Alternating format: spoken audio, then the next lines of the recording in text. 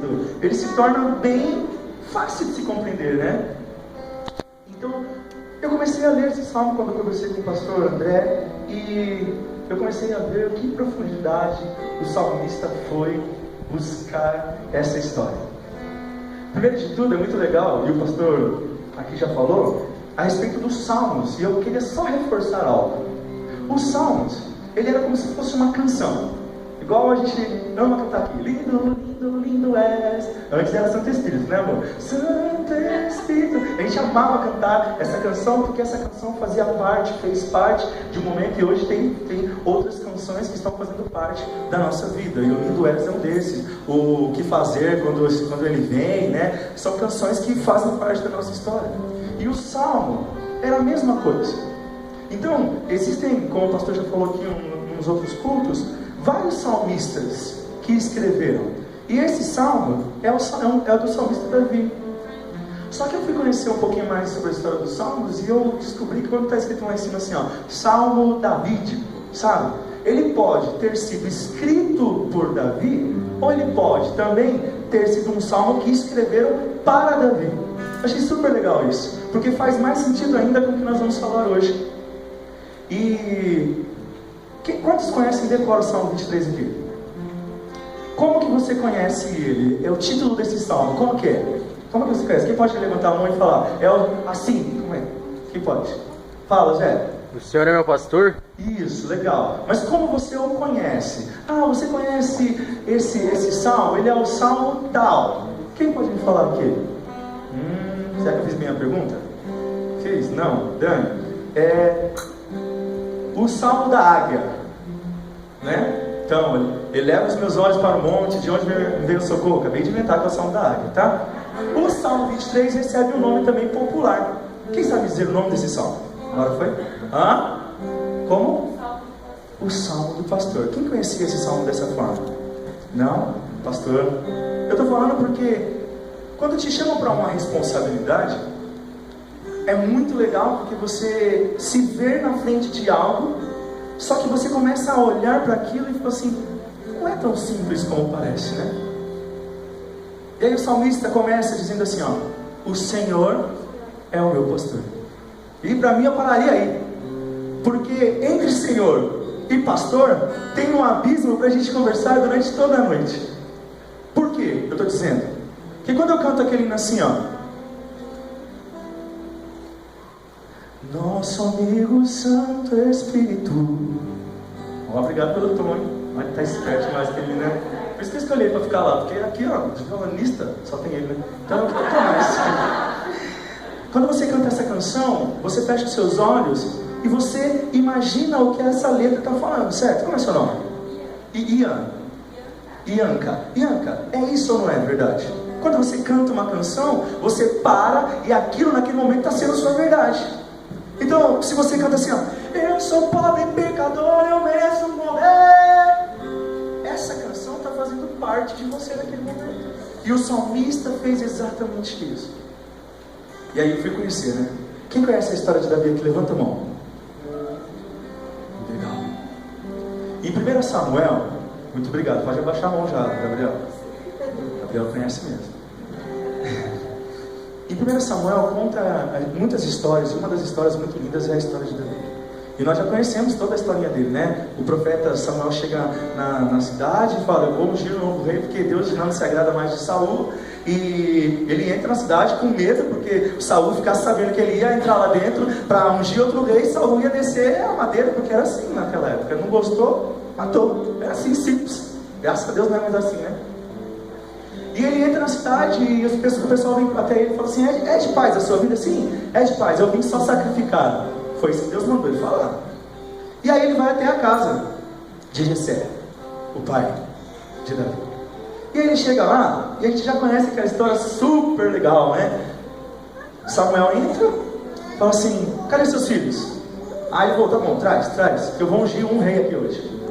E o profeta bate o olho no primeiro filho, grandão, assim igual o irmão Anderson, grandão, só grandão, vou parar no grandão, tá? Grandão, porque era só isso que Samuel viu. Grandão, pá. falou: é esse aí que Deus vai ungir como rei. Sabe por quê? Porque ele tinha Saul como referência. Saul era o rei que, quando estava todo o povo assim, ó, ele era tipo um gigantão. Sabe quando o Oswaldo está assim no meio das crianças, assim, ó, e ele é gigantão, assim, sobra no meio de todo mundo, assim, não é só as crianças, não, um monte de galera. Ele falou assim: uau, esse é o cara, porque ele tem as características físicas de Saul. Só que na mesma hora Deus corrigiu ele e falou assim: não, filhão, você está olhando como você quer ver, mas eu não vejo da forma que você vê, eu vejo o interior da pessoa. Nós agora vamos falar um montão de coisa aqui só para entrar na história de Davi, né? Do Salmo. E aí, o filho Davi, que escreveu esse salmo aqui, estava no campo, chamou todos os irmãos para a mesa, e um ficou cuidando das ovelhas. Davizinho, e a Bíblia fala que ele era ruivo, e ele não tinha a estatura como todos os outros irmãos. E aí o profeta falou assim: ó, não é esse, não é esse, não é esse, não é esse, não é esse, não é esse é grande, é bonito, mas não é esse, não é você. Esse é esperto, tem cara de ser inteligente, mas não é você, esse aqui não é esse. Pô, acabou os seus filhos? Aí ele falou: não, tem um, mas é pequenininho, está no campo, cuidando das ovelhas. E ele falou assim: então manda vir, porque enquanto ele não vier, ninguém vai se assentar à mesa.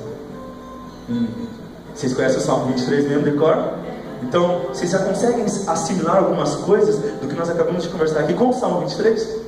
Só que ninguém fala exatamente que é essa a história do Salmo 23.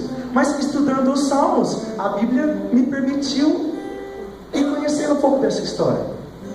E quando Davi chega, rola um negócio muito louco, porque o profeta fala, Deus fala dentro dele: pode ungir que é esse daí que vai substituir Saul. Imagina, os irmãos, os grandão, imagina André altão lá junto do lado do Gabriel, e ele fala: é o Gabriel. Junta do lado: não, é o Samuel, não é o André que eu quero ungir, é o Gabriel. Ninguém entendeu nada. E tem um versículo que eu queria que você abrisse comigo, que está em 1 Samuel capítulo 17. Que essa história vai longe, né? Então eu só quero correr um pouco mais à frente. O 17, versículo 28. 1 Samuel, quando vocês estão indo, 17, 28.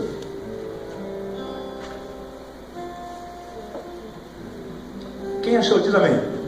Quem tem voz alta pode ler. Está escrito aí. 1, 2, 3 e... Quando Eliabe, seu irmão mais velho, ouviu conversando com aqueles homens, ficou furioso com Davi e disse: por que vieste para cá? Pode não. É que eu faço isso mesmo. Quem me deixasse daquelas poucas ovelhas no deserto? Eu conheço o teu orgulho e a maldade do teu coração, pois descestes para Bela. Olha lá. Quando eu li esse versículo, eu achei muito legal, porque eu acho que tem tudo a ver com o Salmo 23. Porque a gente já conhece a história, e a gente sabe que um dia o povo de Israel começou a ser afrontado, e os irmãos que eram grandes, ó, os grandes, fica ligeiro os grandes, viu? Os grandes, os maiores, os irmãos maiores que sempre eram convocados para as batalhas quando o povo entrava em batalha. Tomás, grandão, guerra, entendeu? E tá lá os meninos, e de repente Davi recebe a ordem do pai: vai levar comida para os seus irmãos, deixou as ovelhas e foi. E quando ele chega lá, um dos irmãos mais velhos, que recebe o nome de Eliabe, bonito esse nome, né? Você colocar no seu filho, hein? A minha mãe colocou Eliel, tá bem perto, né? Então Eliabe é bonito. Não fala que Eliabe não é bonito, senão você vai me deixar triste. Eliabe olhou Davi vindo e já ficou raivoso. O que é? O que você está fazendo aqui? Com quem que você deixou aquela boqueada de ovelha que tinha lá em casa? Você deixou com quem? Já sei porque você está aqui. O pastor falou que a versão dele fala assim, orgulhoso, né? A minha versão aqui fala: conheço a maldade do seu coração, você é presunçoso. Que coisa, né? Essa habilidade dos irmãos de Davi, eu nunca tinha visto com esse olhar. Mas não faz sentido, né? Depois de todo mundo chegar na mesa e não ser ungido, e o menino ser ungido, é até normal, às vezes dá um ciúminho da galera, não dá? Não é normal? Claro que é normal, para aqueles que não estão com o coração em Cristo Jesus, né?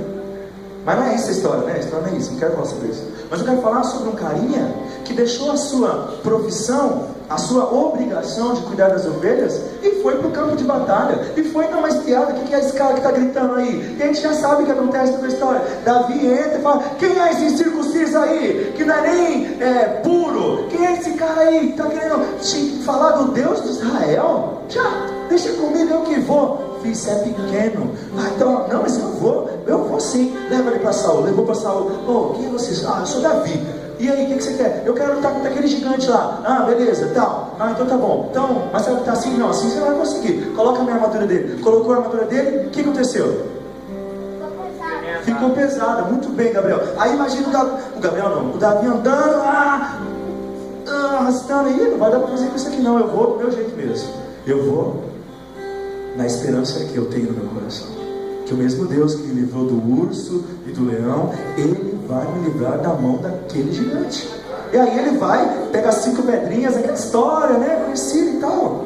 Só que esse cara deixou o posto dele, e o posto dele era de cuidar de algumas pequenas ovelhas. E por que eu estou falando tanto de Davi e sobre o que aconteceu com ele? Para a gente poder ter uma ideia de entender o que o salmista Davi está cantando aqui nessa história, né? Porque você vê o canto, lindo, lindo, lindo é. Aí você olha para a pessoa e fala assim: quem é lindo? Falou, Jesus? Você já viu Jesus? Ué, não vi Jesus. Então por que você está cantando que ele é lindo? Se eu perguntasse isso para a Jo tinha uma boa explicação. Você não sabe o que ele fez na minha vida, Eliel. Eu era uma desgraçada. Eu não era uma mulher. Eu não estava alinhada à vontade de Deus para a minha vida. E ele é lindo pelo que ele fez na minha vida. Se perguntasse para o Thomas, então, o Thomas ia falar: você não tem noção, Eliel. Ele é tão lindo na minha vida. Ele me tirou das grades. Ele me tirou das garras de Satanás e colocou meu pé firmado sobre a rocha. Ele veio com a luz dele e iluminou a minha vida. E se contasse a história do Peterson? E se contasse a história do Leonardo? E se contasse a história dos meus 2 irmãos que estão aqui? Como é seu nome, irmão? Rodolfo. E se contasse essa história? Você canta que ele é lindo, Rodolfo? Maravilhoso. Você entendeu o nome maravilhoso da boca do irmão Rodolfo? Qual é o sentimento que ele tem? Só que quando você não tem um sentimento, quando você não tem uma estrutura, o seu louvor é como? Fala, Anderson. Fala, Daniela, você não falou alguma coisa. Como é seu louvor? Vazio. Quando a expressão do que você está cantando não faz sentido na sua vida, o seu louvor é vazio, Bruno. Quando eu subo para pegar o meu saxofone e eu coloco as notas no saxofone e no meu coração não tem uma essência, o meu louvor é vazio. Eu agrado corações, mas não agrado o coração. Eu agrado ouvidos, mas eu não agrado um ouvido. Eu deixo um monte de pessoas felizes, mas não tenho uma felicidade. Mas não era sobre isso que eu ainda queria falar. Às vezes eu me empolgo, aí vocês me ajudam, tá, gente? Dá um glória assim: glória! Glória de novo!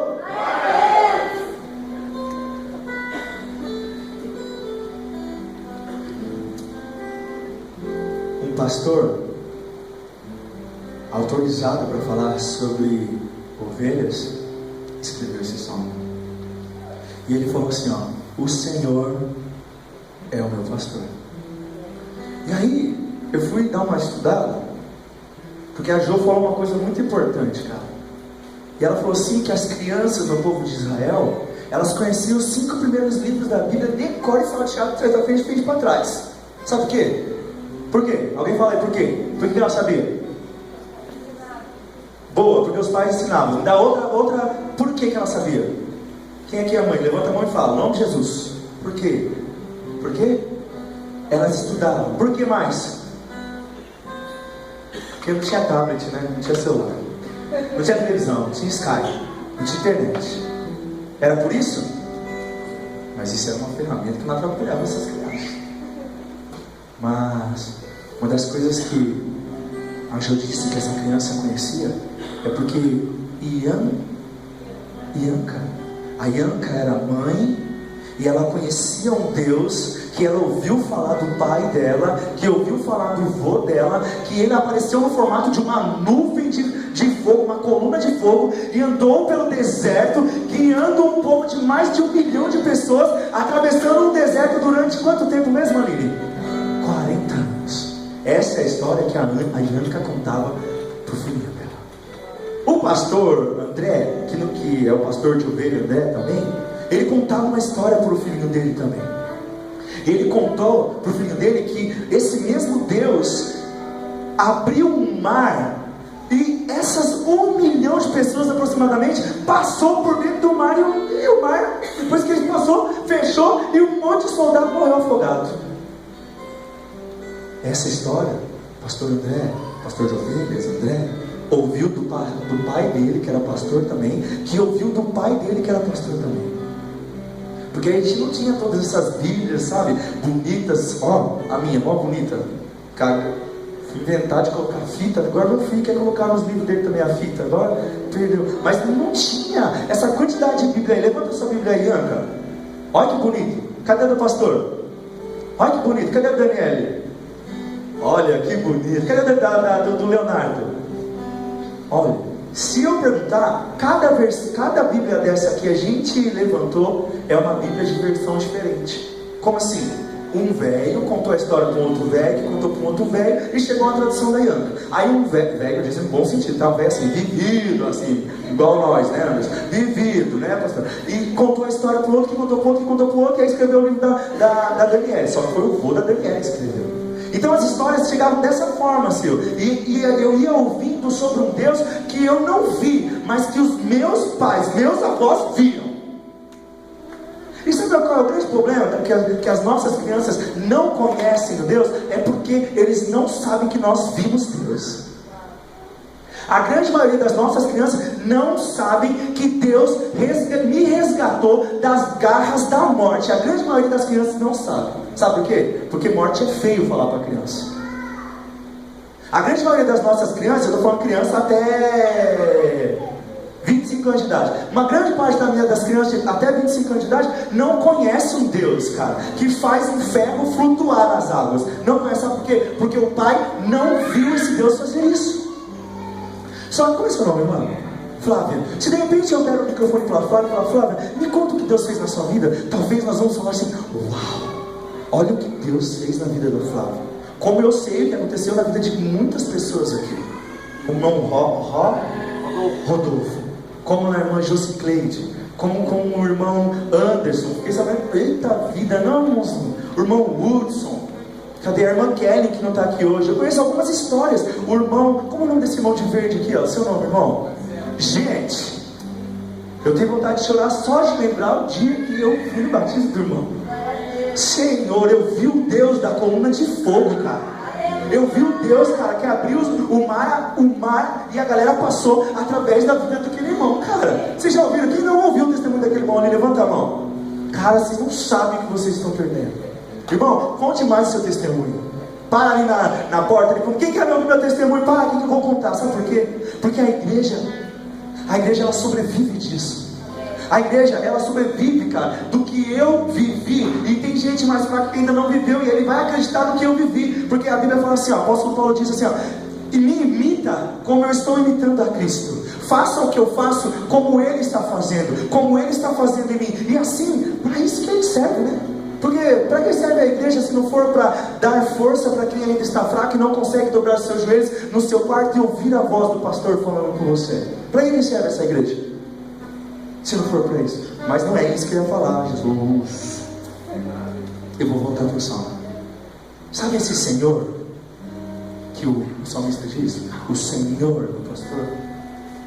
Quando eu entendo, quando o meu pai passa para mim essa história, Ianca, Rodolfo, quando meu pai passa essa história para mim, eu conheço pelo prazer do meu pai em falar. Eu conheço Deus através do prazer do meu pai falar dele para mim. Sacou? Pais? Beleza, pais? Eu conheço Deus com o prazer que eu falo para o meu filho sobre isso. Então, se você contar a história de Deus para o seu filho assim, ó, tinha um Deus que abriu os olhos, daí foi abrir o olho, fechou e foi agora. Beleza? Vamos dormir agora. Se você conta para ele nesse prazer, é assim que o seu filho vai conhecer a Deus.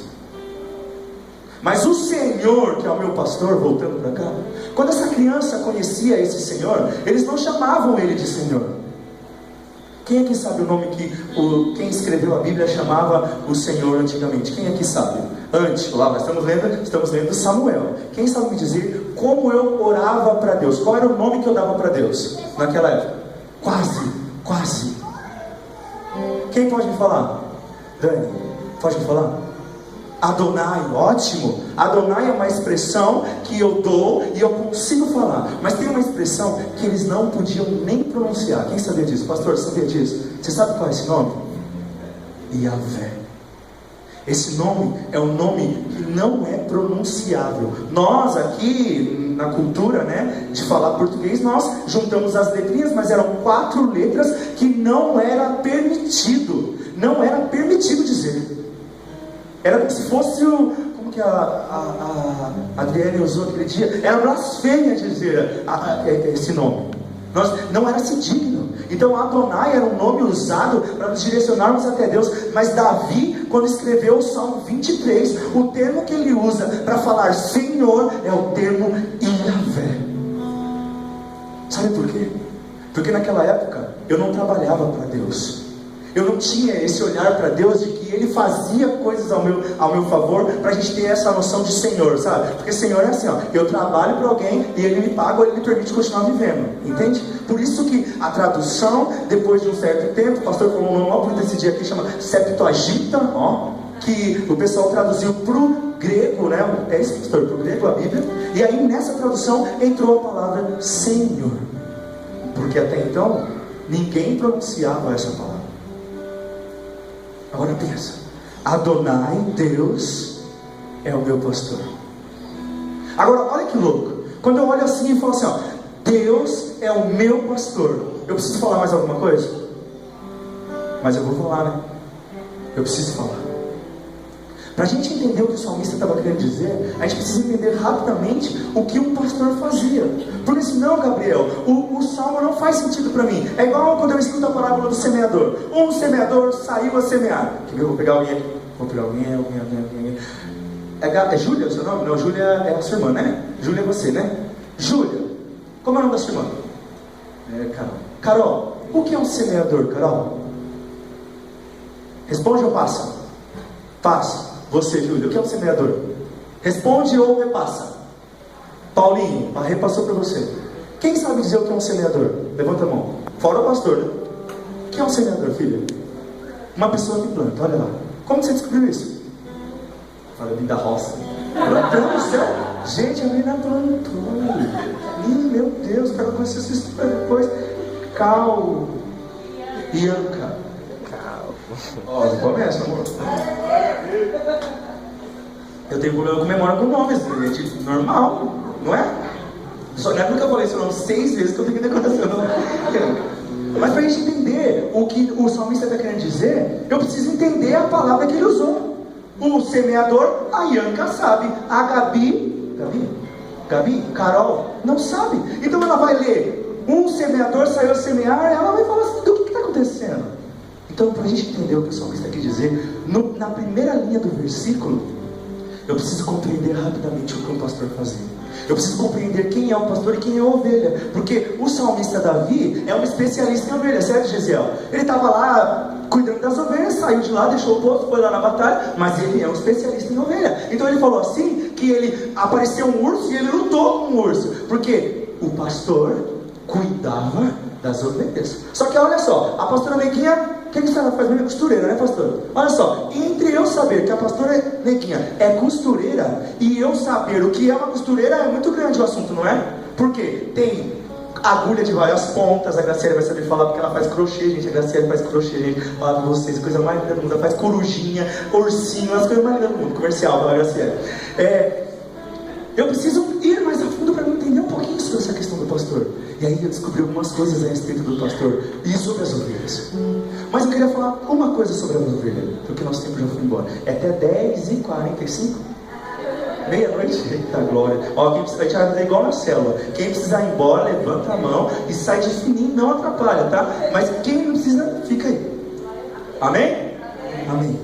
E aí, eu fui estudar e eu fiquei sabendo que a ovelha é um bicho muito frágil. Muito. E isso para mim já fez o Salmo 23 ficar com muita clareza. Eu também descobri que a ovelha, ela é muito dependente. que a grande maioria dos pastores, tá? Os pastores de ovelha, estou dizendo, Ianca, eu estou dizendo, tinha sempre 2 pastores. Você já viu aquela parte da Bíblia que diz assim, ó, se estiverem 2 no campo, um vai subir, o outro vai ficar? Eu lembrei disso no dia que eu descobri que sempre tinha 2 pastores. Por quê? Porque a ovelha, ela é muito dependente. Então, se o pastor Leonardo está cuidando lá e ele está sozinho, ele precisa ir no banheiro, ele não pode deixar as ovelhas, porque ela vai ficar desnorteada e ela pode sair correndo, é sério, ela pode se perder e pode acontecer um monte de coisa. Agora, se está o Léo e o Vinícius, o Léo fala: Vinícius, preciso ir ao banheiro, vou aguentar 42. E aí, o Vinícius, que ficava cuidando das ovelhas, também saía e as ovelhas ficavam numa boa, Senhor. Eu achei isso muito barato, sabe por quê? Porque quando eu falo do Davizinho, meu querido amigo, o irmão dele perguntou assim: com quem foi que você deixou aquelas poucas ovelhas que o pai tem? Com quem? A preocupação dele foi legal, mas o coração dele estava doidão, sabe? Porque ele falou assim: você é um menino presunçoso, você quer vir aqui só para ver o que está acontecendo na batalha. E ele não, sabe? Fico pensando na cabeça daquele cara, mas eu achei legal porque a ovelha é um bichinho super carente, super precisado. Outra coisa que eu achei muito legal é que a ovelha, ela é muito sensível dentro da sua questão psicológica. Tem muita gente sensível aqui também, igual uma ovelha, sabe? Que assim, ó, se ela vai tomar água num lugar e tem barulho ali, ela não consegue tomar água, Dani. Achei fantástico isso, sabe por quê? Porque o salmista fala assim, que o Senhor é o meu pastor e que Ele me leva a águas tranquilas. Olha como o salmo ficou um pouco mais claro, né? Porque até água tranquila, não, o que tem? Pode ser água agitada? Qual é o problema de água agitada? Tem ovelha aqui que gosta de água agitada, não tem? Tem, tô ligado que tem umas ovelhas aqui que pula nas águas agitadas, aleluia, ainda fica cantando: existem águas que dão nos joelhos, e pulando, igual umas ovelhas. E achei outra coisa muito interessante, porque eu estou falando só sobre alguns termos, tá? Para esse salmo fazer sentido pra gente. Fala assim: que o Senhor é meu pastor, nada me faltará, e Ele me faz deitar aonde? Pastos verdejantes, verdes pastos. Eu vou estudar um pouquinho sobre isso também. E aí, quem aqui já morou no deserto? Levanta a mão. Eu, pastor, não deu certo. O senhor falou que era só perguntar, alguém ia levantar a mão. Não deu certo. Mentira, gente, o Léo falou que levantou a mão. Léo, você já morou no deserto, certo? Passou pelo deserto. Gente, o Léo, ele é missionário. Essa galera que está aqui é tudo missionário. Maicon, Dani, Vinícius, Marisa, Peterson, Alicia, Graciele, Leonardo. Faltou uma outra galera: Zé, Joscleide, Adriele, evangelista missionária, Bruno, Vitor, um monte de missionário. Mas tem uns missionários aqui que já foi para longe, e esse menino é um deles. E ele passou pelo deserto. Qual é a visão do deserto que você tem? É muito óbvia a pergunta, né? Mas vou perguntar para alguém que já foi no deserto. Vocês me permitem? Vai lá, rapaz de óculos. É a visão que você teve do deserto.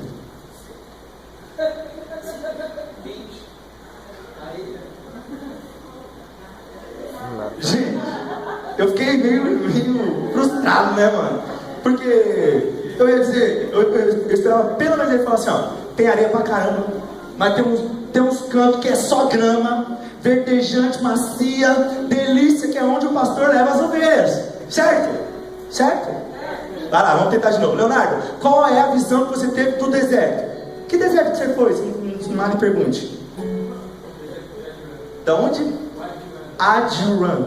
Da onde? Marrocos? Jordânia. Vamos lá de novo. Qual é a visão do deserto? Sarça, camelo, poço de água, grama verde, macia, para deitar e ficar. Não? Eu só queria que a gente fosse até o deserto. Porque se eu não vou até o deserto, eu não consigo entender o que o salmista está falando. Ele me faz ir para gramas verdejantes. Nossa, é o maior sentido no meio do deserto. Lá perto, né, do deserto. Vamos dizer que não é o deserto, é perto do deserto. Sabe o que me fez conhecer o Salmo 23, pastor? Me fez entender o quanto eu não entendo nada da Bíblia. O Gesiel uma vez usou essa expressão na célula, e eu repito: quanto mais eu conheço, mais eu vejo que eu não sei nada, Gesiel. Estou com você nessa fita aí, viu, irmão? Porque quanto mais a gente vai estudar, mais a gente vê que a gente não conhece nada. Mas vem cá, vamos lá. Essa questão de pastos verdejantes, gramas verdes. Quando fala de verdejante, eu fui pesquisar sobre essa palavra também, e está querendo dizer que ela é verde porque ela é recém-nascida. Porque pensa quantos graus, não querendo abusar da sua 40. Bom, quem aqui já morou lá para cima, lá no Nordeste, vai saber do que nós estamos falando, né? Gramas verdes lá em cima no Nordeste. Nordeste, amor, ajudou aí. Nordeste é um pouco delicado de nós termos. Então, quando eu for ver essa questão de plantas verdejantes, eu estou falando de uma planta que recém nasceu, está ali, nascido, mas ele é como que nasce a planta no deserto. Olha que legal, qual é o seu nome?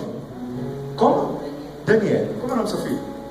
Arthur, lindo, Arthur, só tinha que falar. Daniel, eu fui te falar sobre entender como que nasce as plantas do deserto. Se é deserto, só tem areia, às vezes tem um poço de água, às vezes tem um negócio. Da onde nascem os pastos verdejantes que Davi disse? Esses pastos recém-nascidos. Durante a noite, no deserto faz muito frio, vocês sabiam disso? Tem lugar que vai para baixo de zero. Então, essa mudança de temperatura gera no ar, em alguns cantos, uma brisa muito suave.